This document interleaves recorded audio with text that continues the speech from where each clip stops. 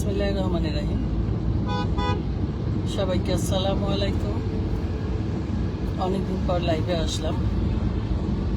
আসলে ব্যস্ততা থাকে, দৌড়াদৌড়ি থাকে। আজকেও দৌড়াচ্ছি। তো আজকে গাড়িতে দৌড়াচ্ছি দেখে আমি বসে আছি। নিশ্চয়ই সবাই ভালো আছেন।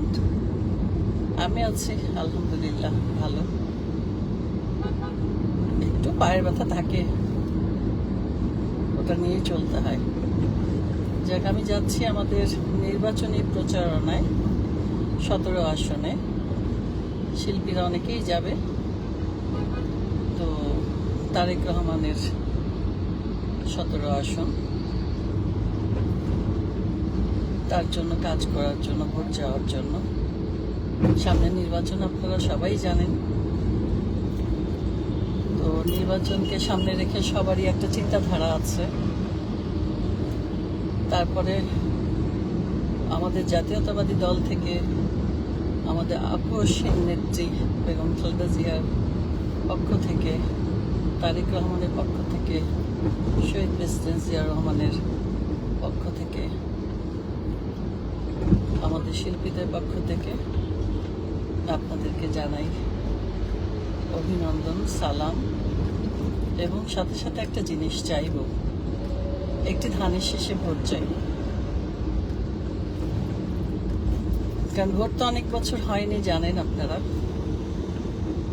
তো এবার ভোটটা দিয়ে দেশে একটি গণতান্ত্রিক সরকার আসবে দেশকে গড়ার জন্য। তো সেই হাতকে শক্তিশালী করার জন্য আপনারা ধানের শীষে একটি ভোট দেবেন। 17 আসনে তারেক রহমানকে ভোট দিয়ে ধানের শীষে তার হাতকে শক্তিশালী করবেন। আমি আছি 18 আসনের ভোটার এখানকার। এখানে আছে আমাদের মনোনীত প্রার্থী এস.এম. জাহাঙ্গীর হোসেন ভাই। যেহেতু আমার এলাকার ভোটার আমি, এই জন্য তার পক্ষেও কাজ করছি। আসলে বিএনপি করি, জাতীয়তাবাদী দল করি, এই জন্য যারাই আমাদের ধানের শীষে লড়বেন তাদের সবার জন্যই আমাদের দোয়া, এবং আমরা তাদের সবার জন্য একটি করে ভোট চাই। এস.এম. জাহাঙ্গীর সাহেবের জন্য আপনারা দোয়া রাখবেন। 18 আসনে ধানের শীষে ভোট দিয়ে তাকে জয়ী করবেন। আমি আছি কমিটিতে, যেমন জিসাসের কেন্দ্রীয় কমিটির সিনিয়র সভাপতি আমি, আবুল হাসান রানার যেই সংগঠন, ইভা আছে আমাদের সভাপতি। আমাদের আরও আছে, হারুন কিসিঞ্জার ভাই আছে, আর অনেক শিল্পীরা আছে, শফিক সাগর আছে, শেফা আছে, নতুন ভাবি আছে, অনেকেই আছে। যাক, ওটা আপনারা জানেন কারা কারা আছে। আমি কমেন্টসটা পড়তে পারছি না বলে সরি, কারণ যেহেতু গাড়ি চালাচ্ছি এই জন্য কমেন্টস পড়তে পারছি না। আমি পরে পড়ব, পরে উত্তর দেব। তো আর বেশি দিন বাকি নেই। 7, 8, 9, 10, 11, 12, মাঝখানে আর 4টা দিন। 9 তারিখ থেকে তো নির্বাচনী প্রচারণা সব বন্ধ, আর করা যাবে না। কালকের দিনটাই হাতে আছে। এই জন্য সবাই প্রার্থীরা দৌড়াচ্ছে, ভোট চাচ্ছে, দোয়া চাচ্ছে, এটাই স্বাভাবিক। তো আমি যাচ্ছি গুলশানে, ওখানে গাড়িটা রেখে তারপর দেখি সবার সাথে যুক্ত হব। এখন দুপুরবেলা, এই জন্য রাস্তাটা একটু ফাঁকা আছে।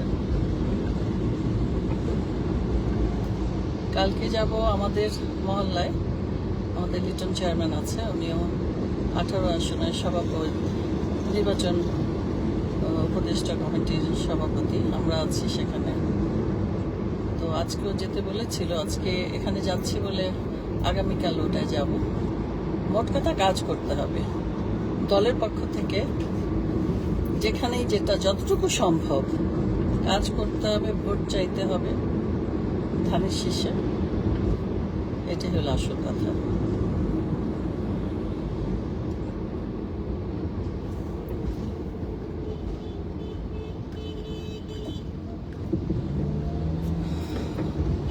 দেখি সামনের রাস্তার অবস্থা কি জানি না, এটুক তো ভালোই আসলাম। বনানী দিয়ে ঢুকে যাব দেখে আমি আর ইয়ে করিনি, মানে এলিভেটেড এক্সপ্রেস উঠিনি। আর ইলেকশনের জন্য কয়দিন আমরা কাজ রাখিনি, শুটিং রাখিনি, কারণ কাজ তো সারা জীবনে করতে পারবো বেঁচে থাকলে। আর ইলেকশন তো আবার হবে 5 বছর পর, যেহেতু আমরা 3বার ভোট দিতে পারিনি, তো এখন এখানে সময় দেওয়াটা আমাদের বেশি প্রয়োজন, দলের পক্ষ থেকে কাজ করা বেশি প্রয়োজন।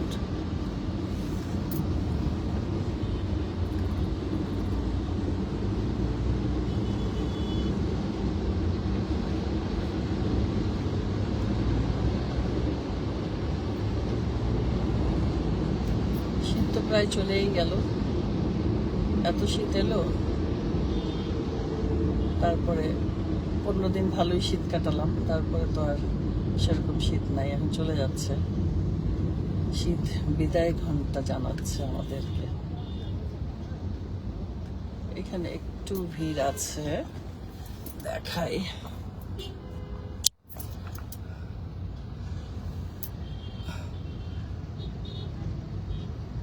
অবশ্য আমি দেখে বের হইনি কোথা দিয়ে কতটুকু ভিড় বা কিছু।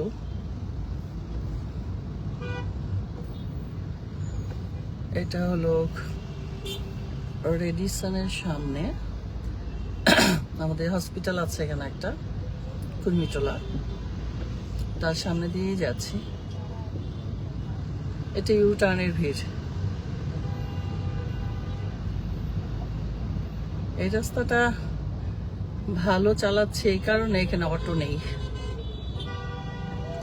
অটোর যন্ত্রণায় তো গাড়ি চালানোই দায়, এখন তো অটোওয়ালাদেরই রাস্তা। আমাদেরকে বলে সাইডে যান, উত্তরায় বা সব জায়গায় যেখানেই হোক। দেখি, আমরাও দেখি ফেসবুকে অনেক, নিজেরাও ভুক্তভোগী, কি আর বলবো। ব্যাঙের ছাতার মতো পুরো ভরে গেছে। এই যে অটো নাই দেখি কি সুন্দর, রাস্তাঘাট পরিষ্কার, আমরা ভালোভাবে যেতে পারছি।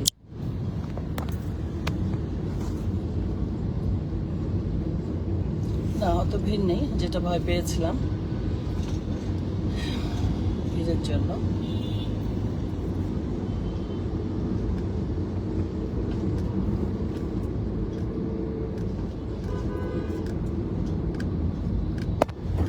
আজকে তো বোধহয় আজকে শুক্রবার, শনিবার ছুটির দিন।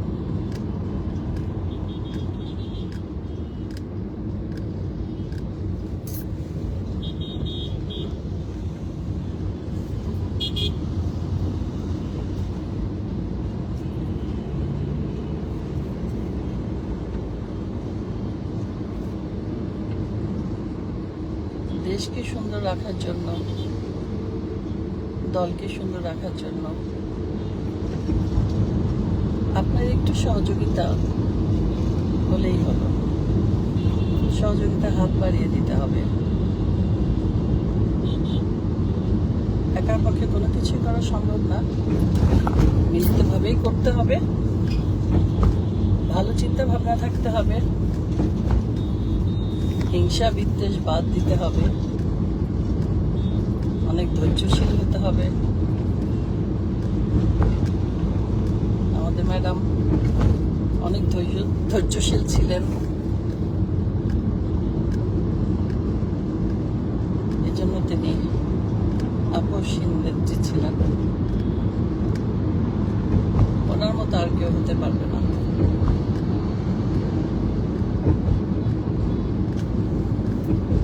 আল্লাহ থেকে বেহেশত নসিব করুন।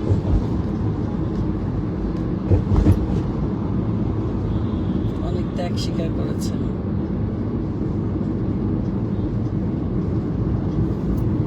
অনেক কষ্ট ভোগ করেছেন।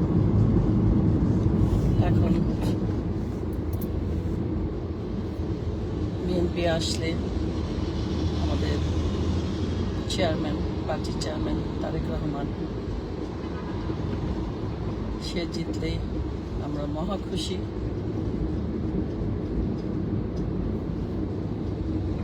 তার পরিকল্পনায় দেশ চলবে। এখন সে অনেক বোঝে, অনেক পাকাপোক্ত।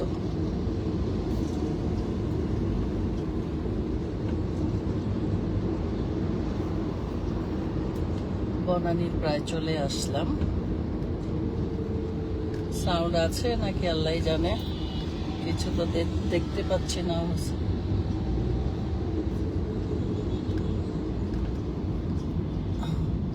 থাকার তো কথা, অনেক সময় তো সাউন্ড ওঠে না, অনেক সময় কোথায় চাপ পড়ে যায়। অনেকে মেসেজ দেয় যদি সাউন্ড না পাওয়া যায়। আমি একটু থেমে দেখব, বাম দিক দিয়ে চলে যাব।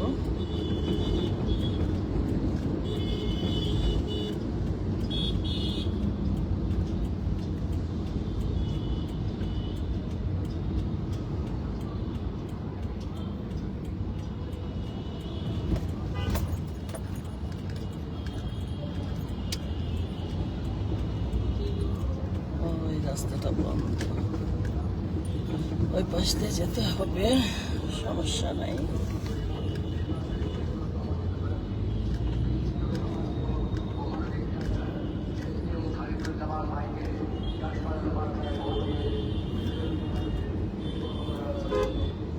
সবাই সবাই মার্কা নিয়ে ব্যস্ত।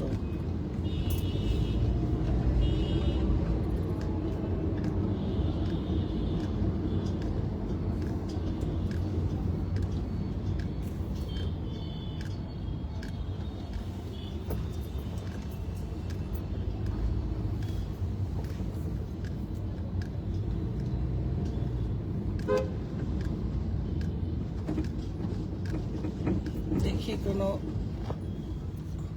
একটু থামতে হবে আমাকে, বলে পড়া যাবে না। রিনা আপা, ব্যাটারি রিক্সা প্রধান সড়ক থেকে তোলার জন্য কাজ করতেছি, আপনার অবশ্যই আমার সমর্থন আছে। প্রধান সড়ক তো উঠবেই, সাথে ভিতরে যে আমাদের উত্তরা, মিরপুর, অন্যান্য জায়গা, সেখান থেকেও উঠাতে হবে, ভিতরের থেকে আর কি। হ্যাঁ, একটা জায়গা করে গাড়িওয়ালারা নাকি 3টা অটো রিক্সার জায়গা দখল করে, তাহলে এখন আমাদেরকেই ওদের জন্য রাস্তা ছেড়ে দিতে হবে।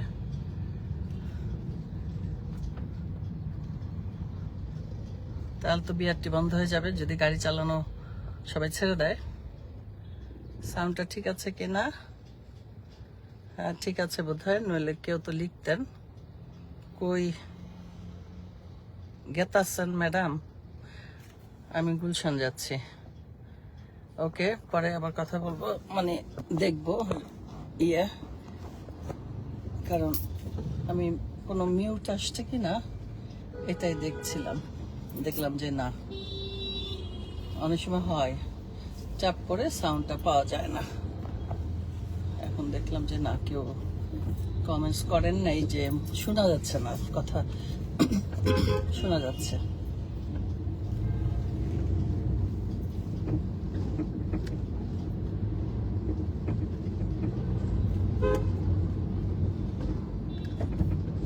গাড়িটা সেদিন গিয়ারবক্স নষ্ট হয়ে গেছিল বিয়েবাড়ি গিয়ে। এটা আসলে বিয়েবাড়ির উদ্দেশ্য, মানে বলার অর্থ হইলো এটা যে কোনো সময় হইতে পারতো, বিয়েবাড়ি না গেলে ঢাকাতেও হতে পারতো। তো ওখানে গিয়ে হলো দেখে ব্যয়টা একটু মানে কম হলো, কিন্তু অটোতে ঘুরেছে, অটো ভ্যান, ওইখানে ভালোই লাগে অটো ভ্যানে ঘুরতে। একটু গ্রাম, সবুজ সবুজ গন্ধ, সরিষা ফুল, হলুদ গন্ধ। আসার সময় গাড়ি ভাড়া করে আসলাম, অন্তু কষ্ট করে এই গাড়িটাকে, অন্তু আর স্বামী স্লো করে হাইওয়েতে, মানে গিয়ারবক্স নষ্ট, ওই জন্য ওঠে না। যাক, গাড়িটা যে আনতে পারছে ঢাকায়, এটাই হাজার শুক্রিয়া। পরের দিনই আবার, গত শনিবারের কথাই, হ্যাঁ গত শুক্রবার আসছে, পরের দিনই আবার অন্তু যে একদম সকাল থেকে যে একদিনেই লাগিয়ে নিয়ে আসলো, রাত 2টার সময় আসছে, গিয়ারবক্স চেঞ্জ করে। তাতে আমার 80,000 টাকা চলে গেছে। 45,000 টাকা গিয়ার বক্স আর আনুষঙ্গিক তেল টেল এটা সেটা অনেক খরচ থাকে। তো সেই থেকে আছে একদিন রবিবার দিন ট্রায়ালে বের হয়ে চালাচ্ছে। এখন মোটামুটি খারাপ না, গাড়ি থাকলে খরচ হবেই। আর এটা তো নতুন গাড়ি না, নতুন গাড়ি হলে হয়তো এত খরচ হতো না। আর অত 40 লাখ টাকা দিয়ে নতুন গাড়ি কেনার ক্ষমতা আমার নাই। পুরোনো গাড়ি চালাই, টুকটুক করে নষ্ট হয়, টুকটুক করে ঠিক করি, অল্পের মধ্যে হয়ে যায়। আর নতুন গাড়ি হলে হয়তো 5-10 বছর আর গাড়িতে হাত দিতে হয় না, এরপর থেকে তো শুরু হয় নষ্ট হওয়া। তো এটা সামলানো যায়, অল্প অল্প করে সামলানো যায়, একসাথে তো করতে পারি না। এই 80,000 টাকা রেখেছিলাম নাটক করার জন্য, নেক্সট শুটিং করব, সেটা আর হলো না। যাক হবে, গাড়িটা ছাড়া তো আমার চলে না। একটা ড্রাইভার রাখি না, প্রথমত অভ্যাস নাই, আর দ্বিতীয়ত একটা ড্রাইভার পালতে গেলে তার 20,000 টাকা কমসে কম বেতন, আসা যাওয়া খাওয়া থাকা আরও আনুষঙ্গিক অনেক। আর আমি অভ্যস্ত না, আসলে কোনোদিন রাখি নাই, তো প্রয়োজন হলে রাখতে হবে।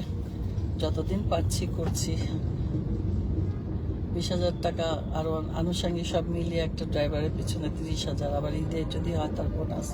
তো এই টাকাটা তো আমার সংসারে লাগে। এই নিজে একটু কষ্ট করি, ঠিক আছে। আমাদের তো অঢেল টাকা নাই বা অনেক টাকা পাই না। অনেকে মনে করে আপনাদের কোটি কোটি টাকা, আসলে তা না, পরিশ্রমের পয়সা।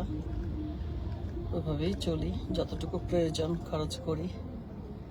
কারণ শিল্পী মানুষ, ফকিরের মতো চলা যায় না। নাতি আছে, নাতির পিছু খরচ আছে, বাড়ি ভাড়া পাই, কাজ করি। আমার ছেলে আমাকে দেয়, আমার স্বামীও দেয়, তবে অত না, আমারটাই বেশি। আর আমি চাই না, যতক্ষণ চলতেছি চলি। আর আমি কাজ না করলে যে ওরা দেবে না বা না খেয়ে থাকবো তা না, কাজ করি শরীরটা ভালো থাকার জন্য। সবার সাথে দেখা হয়, মনটা ভালো থাকে।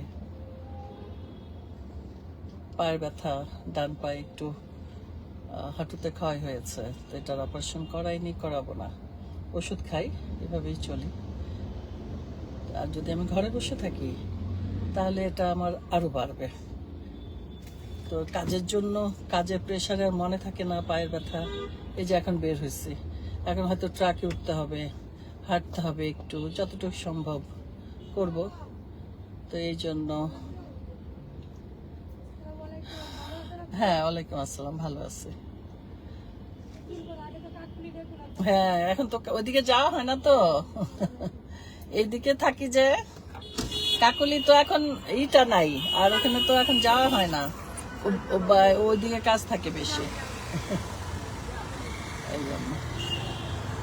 আচ্ছা ঠিক আছে, সবাই ভালো আছে আপু? হ্যাঁ ভালো আছে। আলহামদুলিল্লাহ, ভালো থাকেন। আচ্ছা, আগে তো রেগুলার কাকুলি কেউ নাই আপু। হ্যাঁ হ্যাঁ, নাই নাই, হ্যাঁ বন্ধ করে দিছে, এই জন্য আবার। হ্যাঁ ঠিক আছে, না না, লাঠি দিয়ে কি করুন। আচ্ছা, তো যাই হোক, যেটা বলছিলাম, মনে করে আমাদের কোটি কোটি টাকা আছে, আসলে তো তা না। যা আছে, যা পাই, হেঁটে আলহামদুলিল্লাহ। যাক, তো যে যা মনে করুক, করে করুক। আবার অনেকে বলে বয়স হয়ে গেছে, অভিনয় করেন কেন? কেন বয়স হলে কি অভিনয় করা যায় না, কাজ করা যায় না? রিটায়ারমেন্টে পরে কি মানুষ আলাদা পার্সোনাল কাজ করে না? প্রাইভেট ফার্মে বা নিজস্ব ব্যবসা বা যেটাই হোক, মোট কথা বসে থাকবে কেন? বসে থাকা তো ভালো না, অলস মস্তিষ্ক শয়তানের বাসা।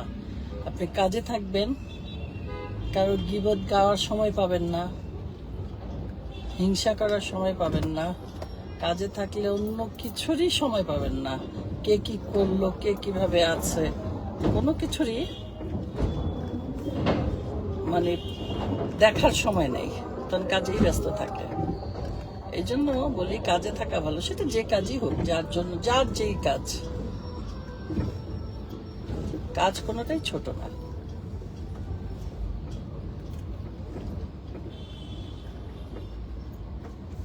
এখানে লোহা দেয়া রাস্তায়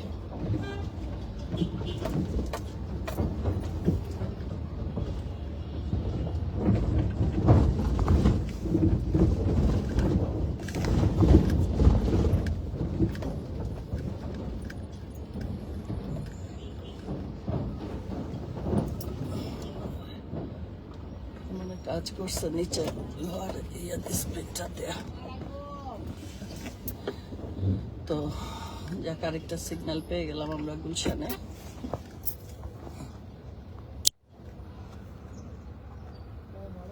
হ্যাঁ ভালো, একটা ভালো না, একবার নিছিলাম।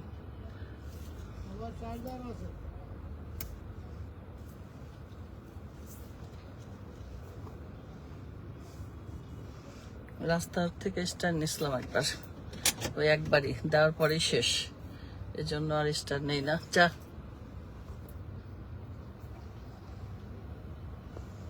এটা গুলশানের 2 নম্বর বোধ হয়, আমি 1-2 গোলায় ফেলাই। তো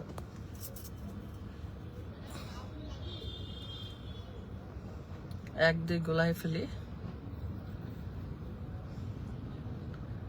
এখানে সিগন্যাল কি আন্টি চাবি দিয়ে ইঞ্জিন অফ অন করে দেখাবেন প্লিজ?